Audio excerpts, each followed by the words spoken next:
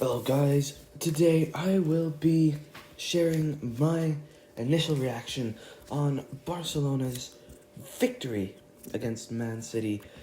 The first game of the Hansi Flick era. Barcelona starting their preseason off in potentially the best way possible. Victory against Man City, 2-2 in regulation, 4-1 win on penalties. Let me take you through it. So, the starting 11s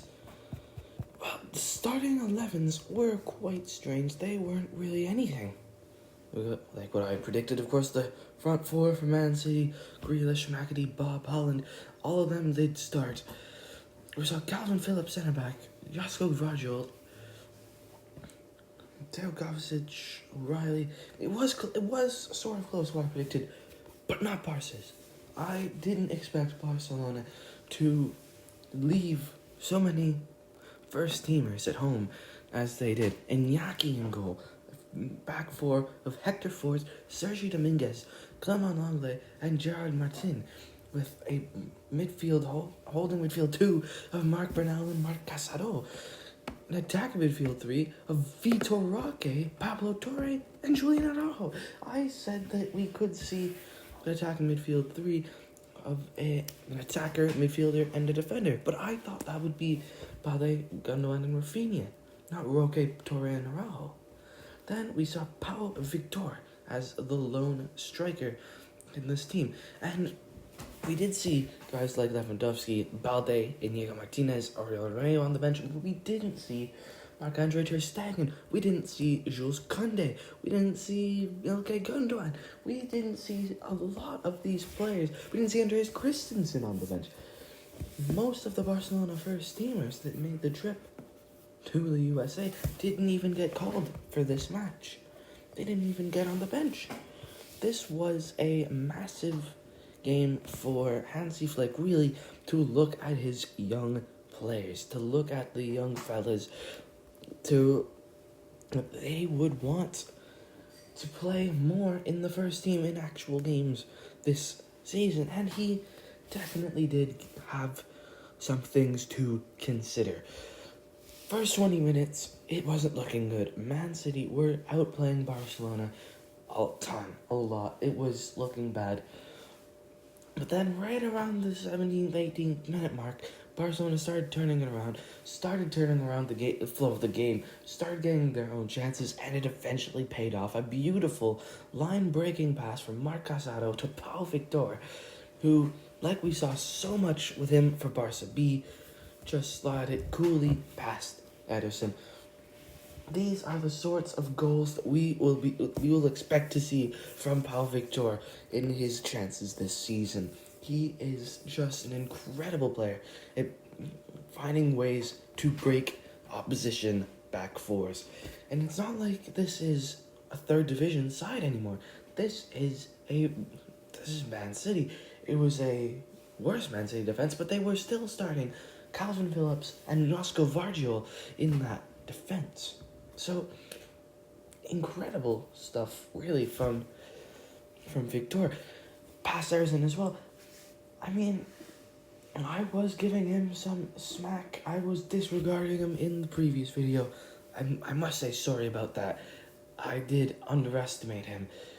And I think that we could see quite a few contributions from him this season. If he continues like this, there won't even be that many hard feelings if we get rid of Vitor Roque. This guy could be a good backup striker for us. Now, after that goal, Barcelona started sitting back, which is something we don't want to see. There's something that Hansi Flick has said in interviews that he doesn't want to see from Barcelona either. When we score a goal, the aim will be to make it a second. We didn't see that tonight, though. We didn't see that. Barca sat back, and in around the 35th minute, Man City started to get a ton of shots. And eventually, yes, it did pay off. Ball fell to Nico O'Reilly in the box. Defensive midfielder, by the way. And someone who I hadn't even heard of until Monday. And he did slot it home. It was a very, very good finish by him there. You have to give him credit there. Barcelona's defense just not just not right there, just not paying attention, and yeah, it was a clinical finish from O'Reilly. But again, Barcelona, credit to them, started turning it around, started getting some chances of their own, and in borrowed time, Man City were appealing for the 1 minute of added time to be called 30 seconds after it was meant to be over. We did end up seeing a Pablo Torre goal. It was a beautiful little build-up. Gerard Martin with the assist. Pablo Torre with a beautiful first-time finish. 2-1. And the Pau Victor goal, Pau Victor and Pablo Torre put those goals in the history books. The first 2 goals of the Hansi Flick era. 2 unlikely heroes as well. Pau Victor and Pablo Torre. Not Robert Lewandowski, not Rafinha, not Lamine Yamal. It is Pau Victor with the first goal of the Hansi Flick era, which is very, very interesting. However, going in the second half, there were a couple of changes. We saw Alex Valet come on. We saw Kim Jong-yat come on for Vitor Roque. We saw Valet come on for Forts. And we saw 16-year-old Tony Fernandez come on for Julian Araujo. It was a very interesting set of changes. Man City also taking off Ederson for Stefan Ortega and Erling Haaland for Maximo Pardone at halftime. Very, very interesting set of changes, especially, I'm going to be talking about Valle and Antonio Fernandez later, because I really liked how they played.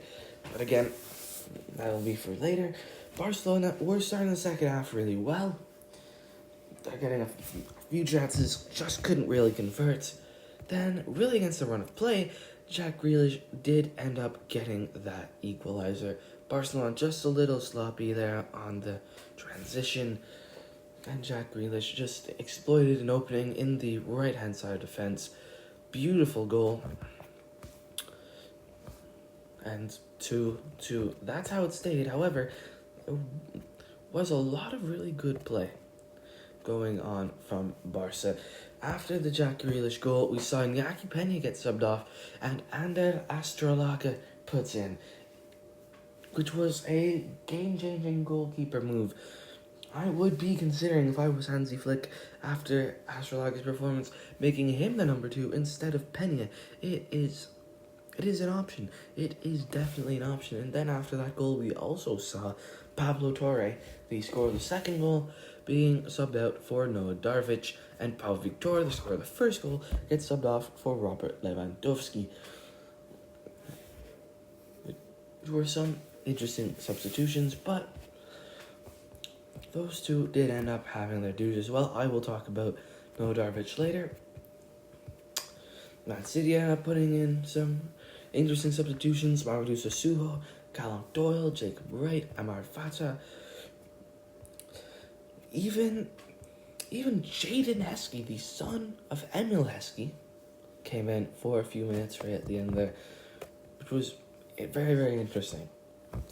Emil Heskey's son is now playing football for Man City. You are now old.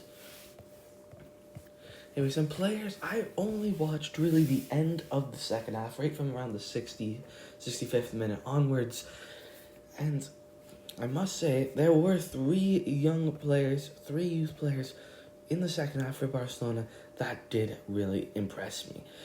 First, we had Alex Valle, who was really getting involved in the attacking chances despite being a fullback, and was just overall looking really, really good. There wasn't really any move in particular that I saw that really made me say wow, but he was just right in there. He was right involved, and I can respect that. We also saw Noah Darvic, who he had some incredible skills in this game. He had a beautiful little flick in the second half. He was really, really aggressive towards the end of the game, and you can tell that him being German, he wants to impress the German coach. This is a very good opportunity for him. He wasn't getting chances under Xavi last season, and now he has the opportunity to get some under his countryman Hansi Flick. I think that Hansi Flick also would be a fool not to give him some more minutes than he did in El Clasico on Saturday. That's just my opinion, though. But another man who really, really impressed me, maybe even more than Darvic, was Tony Fernandez. Just really from his age. He was born in 2008.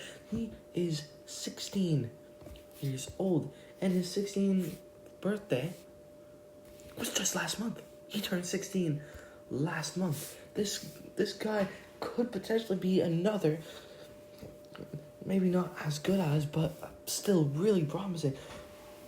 Could be another Lamine Yamal.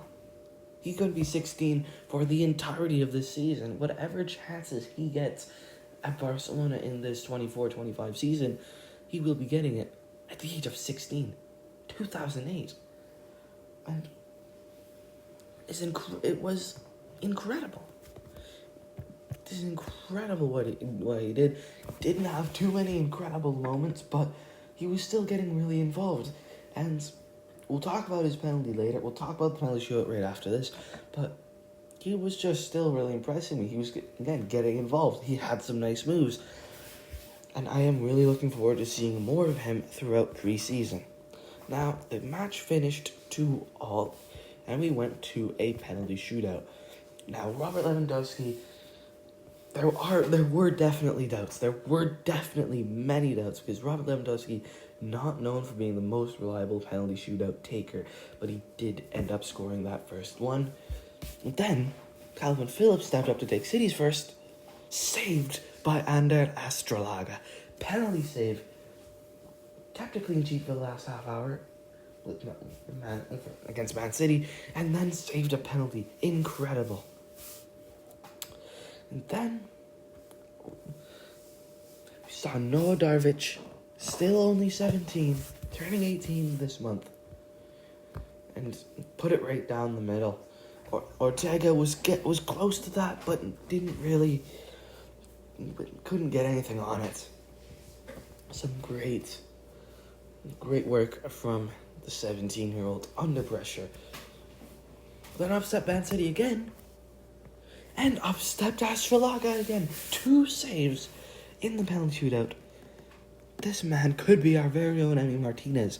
And he should definitely, I think, be favoured over Peña in some of these games. Because he put together an incredible show in that penalty shootout. 2 saves. That put Barcelona up 2-0. Then it was Balde who stepped up to the spot. Made no mistake. 3-0 Barca. Now, a save could have won it for Barcelona, but Man City did score, make it 3-1. But then, up stepped the 16-year-old Tony Fernandez to seal the victory for Barca. 16 years old, to help Barca's senior team beat Man City's senior team. And he just put together the cheekiest little penalty you will ever see. It wasn't even Benenka, it was just a little dink. It was such a light touch into the back of the net. It capped off a great display from him. 16 years old. And Barcelona, first game of the Hansi Flick era, have beat the 4-time running Premier League champions, 2023 treble winners. Not a bad way to start the Hansi Flick era. See you next time.